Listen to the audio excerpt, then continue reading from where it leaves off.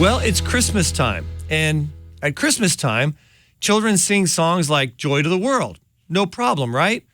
Well, that is unless you're attending a certain school that said no Joy to the World is allowed here at our school. Well, we're going to talk about this case matter in the second part of the show and what we at Pacific Justice Institute were able to accomplish. But in the first part of the show, I want to talk to one of our attorneys first about a very important case involving a drag queen giving a child story hour presentation at a public library that really had an unfortunate twist.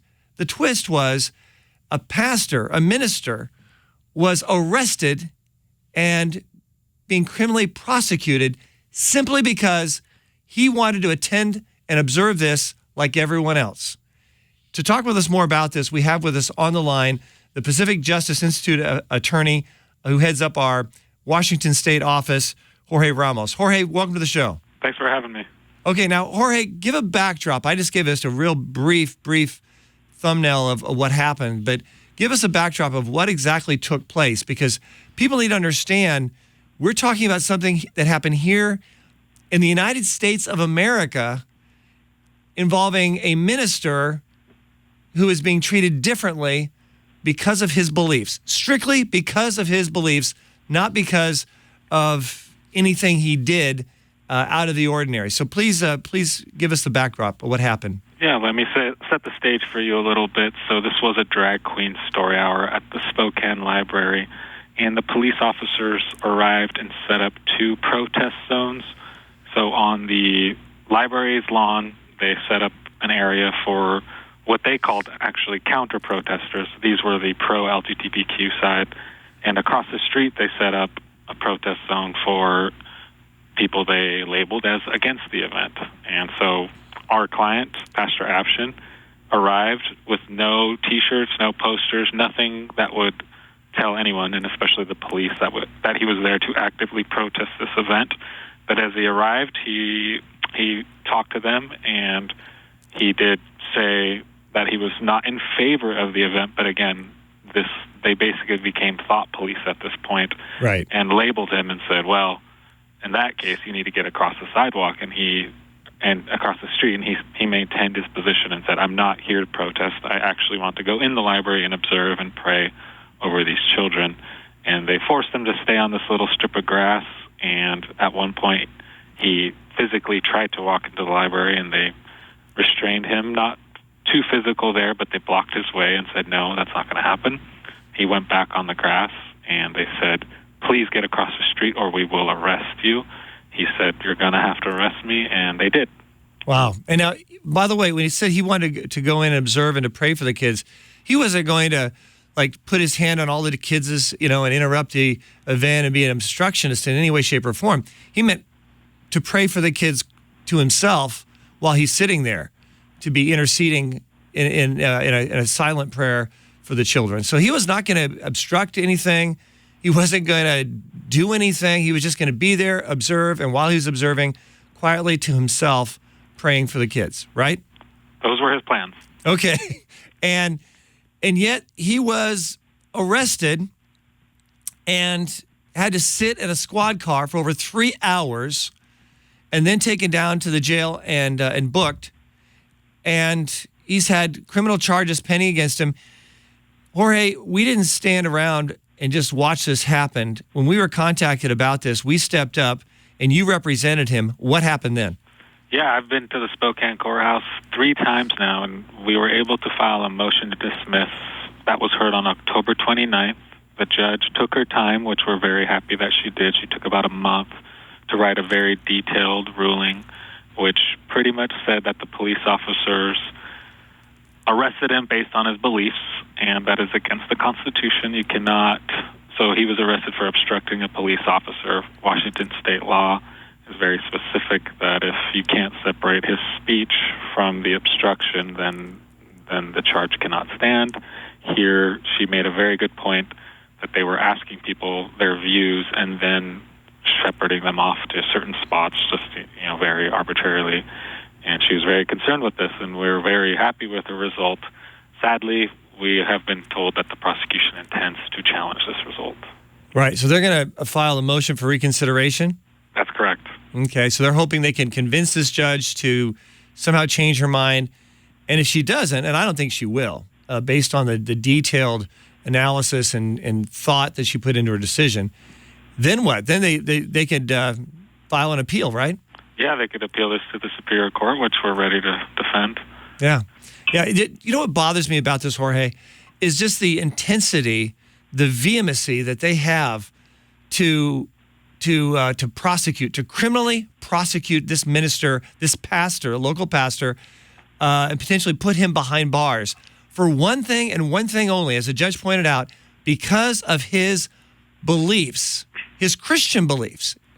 That is why they want to treat him this way. There's no reasonable, rational basis why they should be this vehement to use so much in taxpayer resources to go after a pastor when they could be using their resources to actually prosecute actual criminals who are actually having real victims and actually hurting real people. So I think this is very telling about Spokane, Washington, and the kind of law enforcement they have there, their kind of an agenda. And folks, we need to be praying for people there and really be reaching out to them. Jorge, I appreciate you being on the line, and keep up the great work. We're now going to talk to the pastor who is online. And, Pastor, welcome to the show. Thanks for having me, Brad. It's always really, really great to be on with you. I enjoy it. Thank you. Well, now, Pastor, first off, you're a pastor of an actual church. What's the name of your church there in Spokane, Washington? Yeah, we're a small Baptist church. We're New Covenant Baptist here in Spokane. Okay. And you've got a ministry there to reach out to the people in that community. And tell us about how you heard about this drag queen story hour where they're reading stories to little children in a public library. How did you hear about that, and why did you decide to attend and observe and pray silently to yourself for these children? Absolutely, yeah. So we have a very activist community in Spokane, and I just heard about it through the online, social media and just the locals here talking about it, because it was the first time that the drag queen story hours were coming to Spokane in its history. And so many of us here that are, Christian or conservative were very shocked that this was even happening. And really, I'd never even been involved in any kind of activism in terms of against like the LGBT or drag queens or anything like that. I would go to Planned Parenthood and places like that for activism. But when it came to this particular issue, because it affected the children and it was in a public forum, I just felt compelled. I have to go do something, even if it's just praying silently at the library for the families and the children. I just felt compelled to step in and get involved because a line was crossed, I believe. Yeah, and so you showed up there at the library, ready to sit there and observe like all the other citizens at a public event, a publicly advertised event in a public place. And then what happened? You weren't allowed in. What happened? And Jorge talked a little bit about this, but I want the audience to really understand what you were feeling when this all took place. Exactly. By this point, we'd realized that all we could really do was just be there, observe, be a witness to it, pray, and just exercise my vocation as a pastor to actually be there ministering to people. I wasn't there to protest or to be loud or to be disruptive. I just wanted to, be a witness for Christ there. And once I got there, the police obstructed my way from entering the library. I was just trying to enter a public library hours before the event. In fact, this was over 2 hours before the event was scheduled to start. I got there early, thought I'd go in, and they blocked my way and demanded that I go far across the street, not even across the street from the library, but one sidewalk over across from the main road, which was far removed from the event. And when I basically said, no, it's my right to enter. It's a constitutionally protected right. It's a First Amendment issue. It's probably a Fourth Amendment issue. It's many amendments that get affected by this. And I just stood my ground and just said I would like to enter my public library. Right. And then they went ahead and arrested you, put you in the squad car. You were there for 3 hours, correct? Yeah, about 3.5 hours, handcuffed and chained to my own body, and then thrown into this all-steel mobile cell unit with and before that there were snipers pointed at my head as well, from what I understand, or at least positioned on the rooftop. Yeah, that was as if you and others were somehow terrorists or something. Crazy. Absolutely. And so they brought these charges against you. Jorge Ramos is the Pacific Justice Attorney who heads up our office there in Washington State. He's been representing you in this process from the beginning. And I understand, he said that we prevailed, that the judge recognized that this was a violation of your right, dismissed the case, and yet the prosecution has decided to file a motion for reconsideration. And we understand that prosecuting attorney has actually said something really shocking on his own Facebook, which really shows why they're so determined. It's very revealing in terms of why they're very determined to go after you, Pastor. What was that term? What did they call you and people like you? Yeah, it's very shocking. I mean, he wrote, the prosecuting attorney on the case has just been relentless, in his pursuit. And any other reasonable person, I believe, would just, would see the facts of this case. Judge Staub has ruled, favorably for the U.S. Constitution, and he's come out. But what he said was that basically what he thinks of Christians is that they're a bunch of religious loonies, were his exact words, that he publicly put out there on his social media 3 weeks ago when all this was going on. And so it's kind of, it reveals the bias and the political agenda behind all of this. Otherwise, like I said, any other reasonable, person would look at the facts and say, this is ridiculous. The judge has made a righteous decision. We need to move on. But I don't know if it's looking that way. Right. Well, he used the word, was it religious loonies or Christian loonies? It was religious loonies. Religious loonies. That's what he referred to you and the others. Instead of being an objective prosecutor looking at the law, enforcing the law, it shows where he's coming from. He has an agenda, and his actions speak louder than his words, but his words are nonetheless very indicative of where he's coming from in a very alarming way as far as I'm concerned. Absolutely. He's a Richard Dawkins fan, if that says anything. Is he really? Seriously? Yes. Okay. Yeah. Well, and that's so it. That's public. Yeah, the famous atheist. Well, Pastor, thank you for the work that you're doing. I encourage people out there, folks, you need to be praying for this pastor. It's not over. We won a major battle at Pacific Justice Institute for this pastor standing up for his constitutional rights. But there's a spiritual war taking place, and we need to be praying for him. Pastor, keep up the great work, and God bless you. Thank you. I just want to say PJI has been great. I thank you for all the work that Pacific Justice Institute has done. I mean, it's been tremendous, and I just encourage everyone to support Pacific Justice Institute as well. Thank you, Brad. Thank you. Take care.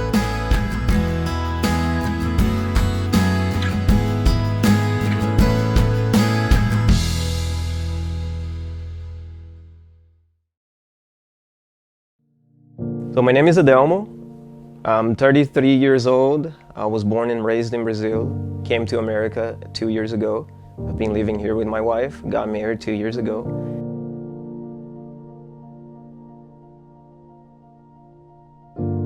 I came to faith in Jesus Christ around 17 years ago. I was living a terrible life in drugs and crime. Praise God, I had people coming and telling me about the faith in Jesus Christ. I understand that when you have something very good, you want to share it with people, especially if it is something that people need. And the gospel is something that people need. November 2015, it was a remarkable date for me. When I was out there preaching, it was in front of a gas station. People didn't like the message and they called the police. The police officer came and I kept asking him, what law have I broken? What crime have I committed? And he didn't have an answer to my question. He just wanted my ID, and I was trying to make sure that I was going to give him my identification as soon as I understood the crime I was committing. I stood my ground, and he stood his ground, and well, he had the handcuffs, so he put the handcuff on me. You know, it didn't make me afraid or anything. I was actually willing to be arrested if that's what it takes for me to be able to have my faith proclaimed. Even the Lord Jesus Christ himself was arrested for preaching the word that he preached. So I don't expect people to be behaving or treating me any better than what they did with the Lord.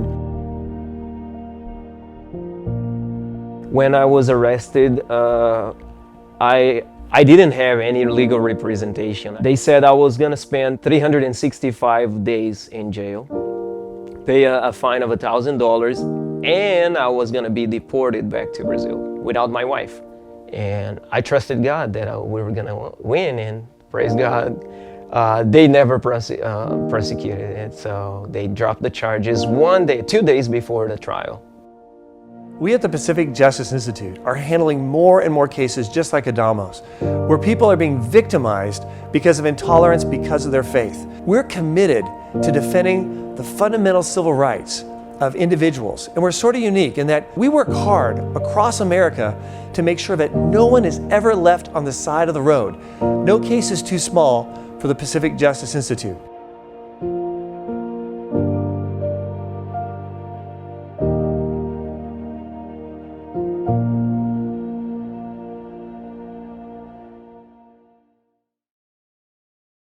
And folks, if you'd like to support the Pacific Justice Institute on either a one-time or a monthly basis, now is a really great time to do it. And the reason is because we have a matching grant, $100,000 cumulative matching grant right now for everyone who supports Pacific Justice Institute.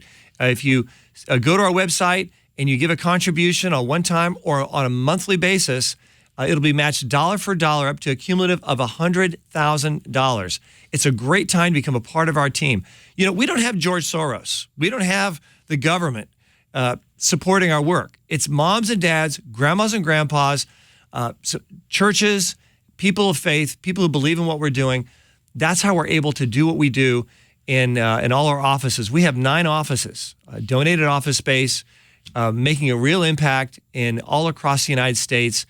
And we do this because of people like you who become a part of our team. So go to our website, pji.org, P for Pacific, J for Justice, I for Institute.org, or pacificjustice.org, pacificjustice.org. That'll get you there as well. And while you're there, feel free to take a look at our resources. We have great resources, including our Legal Insider. It's a wonderful weekly update on what's happening, what's taking place, and what we'd like you to be praying for as we go into battle on a regular basis defending religious freedom, parental rights, and the sanctity of human life.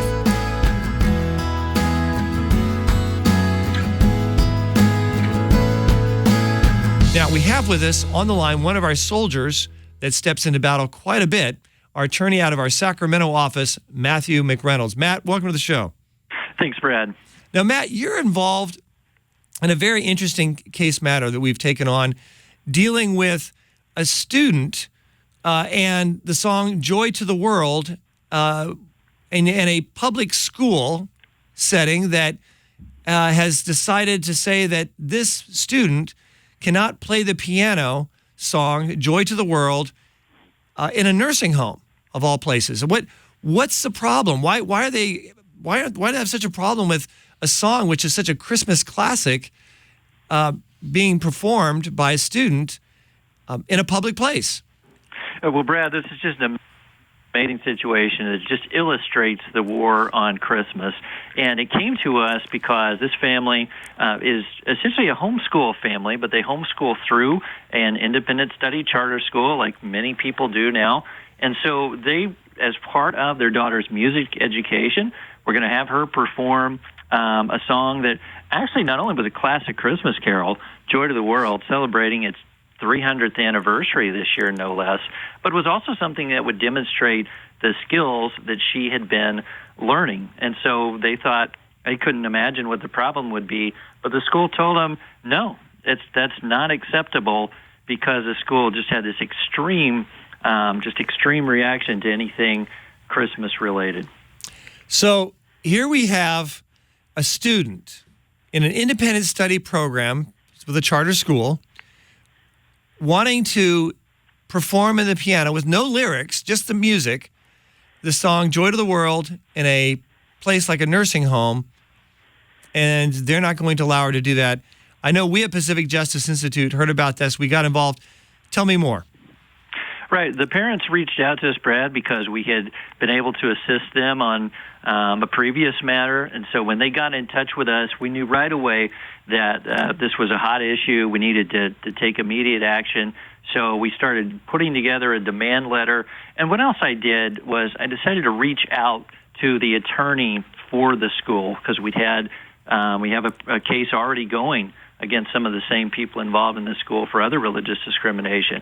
And so that's what we did immediately, and then things took a dramatic turn. Okay.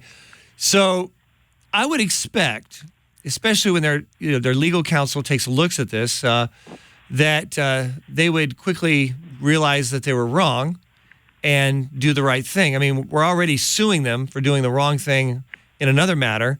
What happened here? Did they decide to change their position, or were they obstinate, and are we having to fight this in court on New Year's Eve?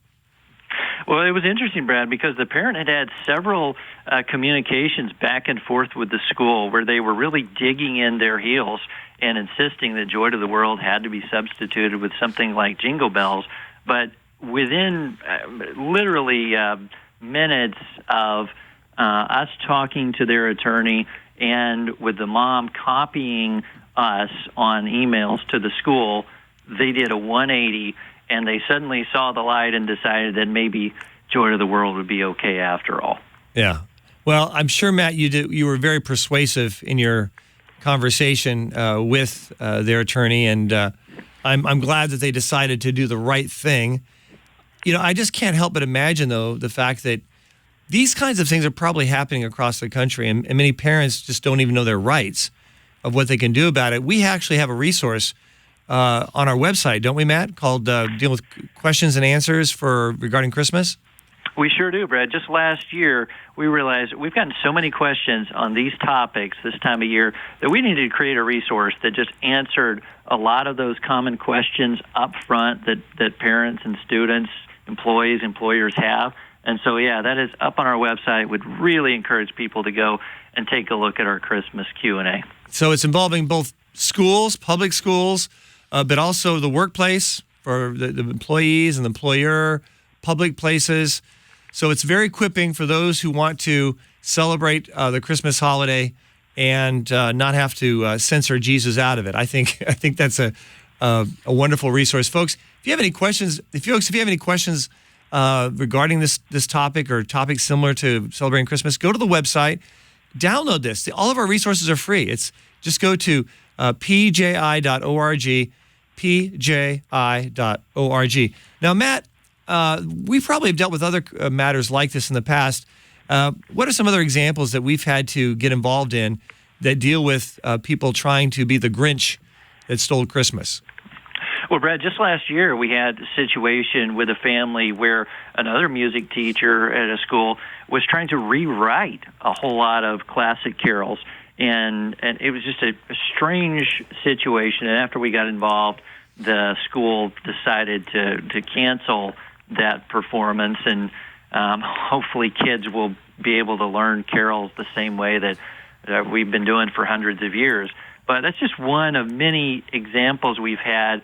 And fortunately, Brad, that kind of experience is what allows us to move so quickly when a situation like this comes up. We don't have to go and do lots and lots of research because we already have that experience and that knowledge to be able to spring into action right away. Yeah, we've been doing this work now for over 20 years at Pacific Justice Institute.